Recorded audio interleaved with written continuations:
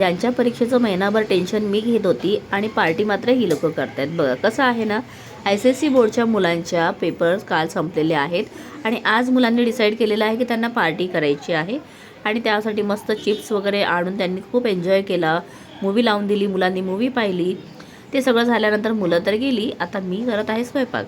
तर आज मी विचार केला की मस्तपैकी ना काहीतरी असं वेगळं बनवूया. तर माझ्याकडे थोडासा पालक होता, तो सुद्धा मी कांद्या टोमॅटोबरोबर तो पण परतून घेतला आणि मस्त ना मिक्सरला तो पण ग्राइंड करून घेतला.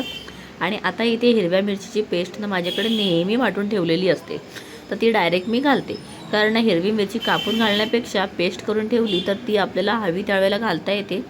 प्लस अजून एक त्याचा फायदा म्हणजे तोंडामध्ये मिरची येत नाही, अगदी तिखट असं वाटत नाही.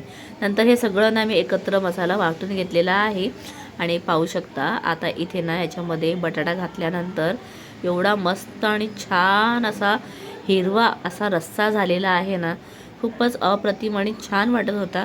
म्हणजे जेव्हा मी चांगला तडका दिला ना त्यावेळेला तेलामध्ये भाजतानाच त्याचा एक खमंग जे येत होता, खूप छान.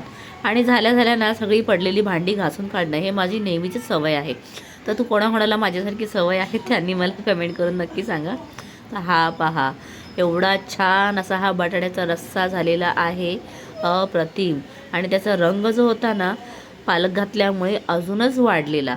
तर चला आज मस्त पाव बरोबर मी खाणार आहे रस्सा. तर क्लासला निघायचं आहे, त्याआधी फटाफट खाऊन घेते आणि निघते. Bye bye.